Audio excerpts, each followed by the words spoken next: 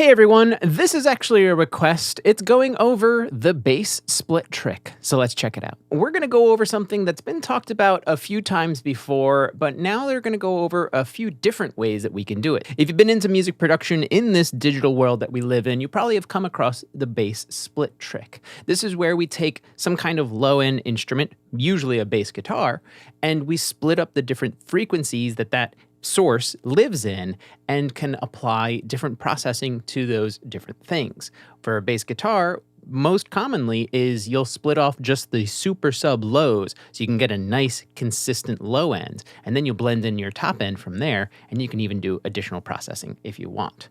There's a few different ways to do it, so let's dive into the DAW and go over how we can.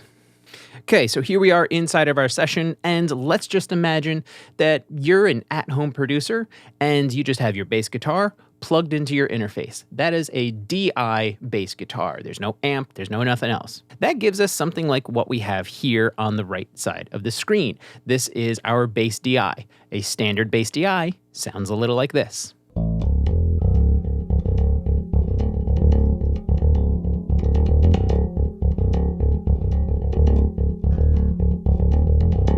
Pretty clean, pretty straightforward, lots of information, a little bit of like noise, but we can use all of the information that we have in a DI to get a really great sounding bass sound. Let's start off with the way that any DAW can do it. If you have a bass DI track just like this, easiest way to do it is to duplicate it. Do whatever you need to do inside your DAW to do a absolute one-to-one duplicate, an additional track, and all of the information. In Studio One, right-click on it, duplicate track complete, boom, job done. Now that we have two instances of the exact same thing, if we hit play, we're just gonna get a volume bump, but that's not what we're going for. We wanna control our low end and manipulate the top end a little bit differently. So we can now go in and say, all right, well, this is bass DI low, and then we'll go to the next one, and this is bass DI high. We have our top end and our low end, but how do we separate those out? Well, easy. I have a couple instances of Pro EQ, which is the stock plugin, already on these, but I'm not going to use that one. I'm going to use a brand new one and just throw it on. So this is my bass low, and what I want to do here is actually cut all of the high end, and I'm going to roll this way, way down. And I'm going to bring this down to, sure, let's go with 250 hertz. And you're going to play around with where you want this crossover to be. It might be lower, it might be higher in your productions. You have to play with this number. But remember it, we're going with 250 here. This is just our low end. Now, let's switch to our duplicate, put a new instance of Pro EQ on here, and do the opposite. We're going to cut our lows up to 250. So now, between these two, and I'll just pin the high up top, and here's our low. If we look at them, we can now see we have essentially the two different things, and they're crossing over at the same point. All of our low information and all of our high information. When we hit play, it sounds like this.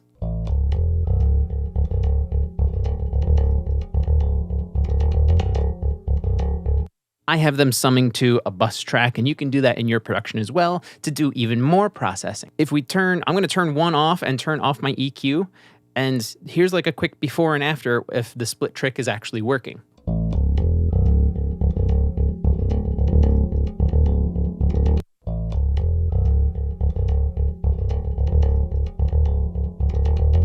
So we're getting almost the same sound. Sure, there's a little dip where the crossover is, and that's exactly what happens. You'll have like a little dip there.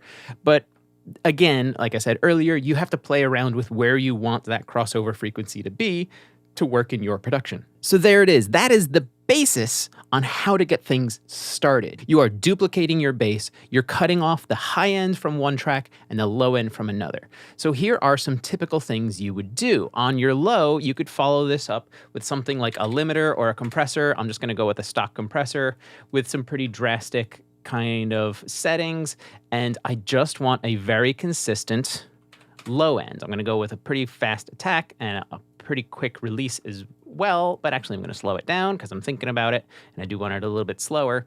Now I'm just going to be working on the low end. I'm going to mute the high end for now.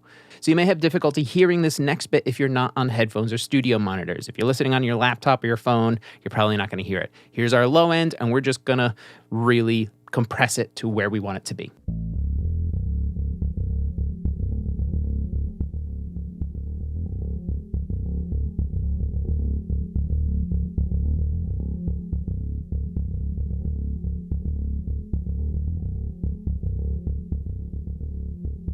Okay, so we're doing some drastic reduction here. We can do some makeup gain to put it back where it was. But with this heavy compression, we know we're going to get a very consistent low end, and it's going to kind of hug that low end, something you probably want if you're looking for some warmth. Now what we can do, while we're also splitting our bass, is we'll bring the high end back in, and we'll just kind of ride our faders as if they're EQ right now. So we only have our lows and we only have our highs, and we can use the faders like an EQ to say, well, I need a little more presence. I'm going to bring the high up or bring the low down. Take a listen.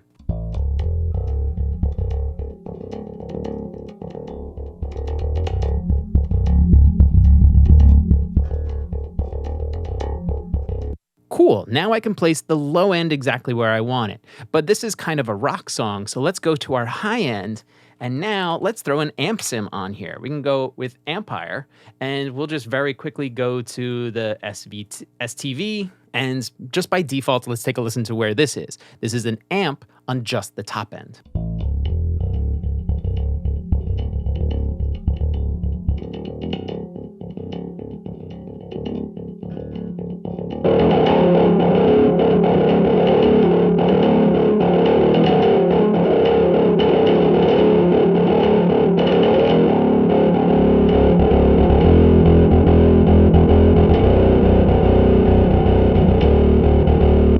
So there, we've duplicated our bass and we've cut our lows from one track and our highs from the other and are manipulating them in different ways. This is the basis of the bass split trick.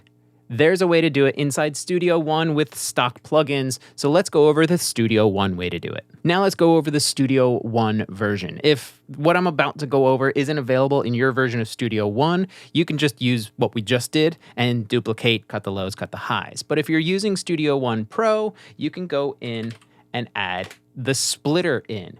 And we're going to change how this splitter works. With this splitter, we actually want to do a frequency split. And here's where we can change that low information. Just like before, we're going to say 250 hertz. Now with this, we have our 1 and 2. These are different outputs from our splitter. But what's coming out of output 1 is just our low end, and what's coming out of output 2 is just our top end. So if we mute output 2, here's just the lows. And if we go the other way, here's just the highs.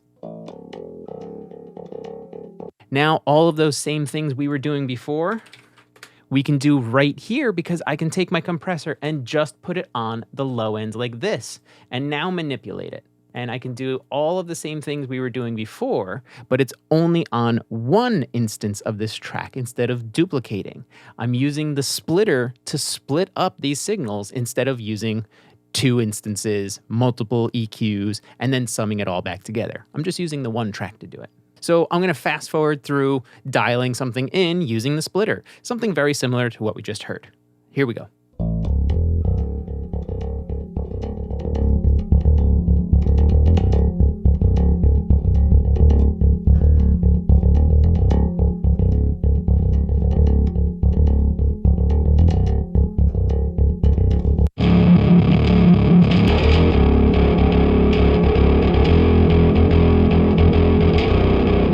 And I just threw a guitar amp there just so you could see that it's clearly distorting the top end. And let's just go back to our splitter and I'll prove it once again.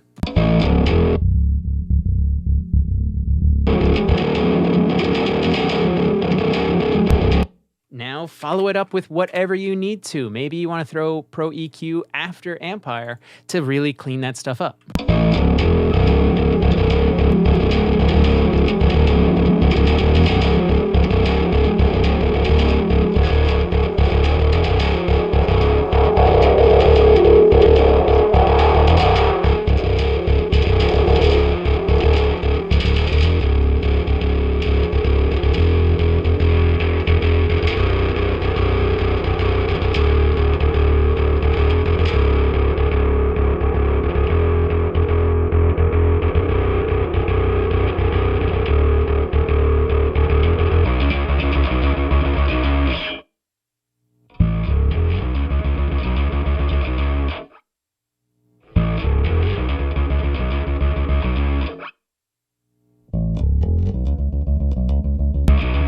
So there it is. That is the bass split trick, and a couple different ways to do it, whether it's in any DAW or any version of any DAW, or how we can do it in Studio One using the splitter.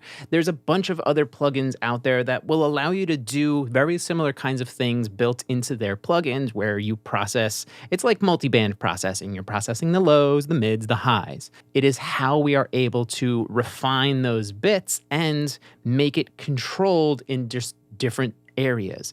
And we don't want distortion on our super low end, or maybe you do. You can have different kinds of saturation or distortion in these different frequency areas. Maybe you want something more of a tube or tape style on your super low, but you want more of like a rectifier or something crazy gnarly on your top end.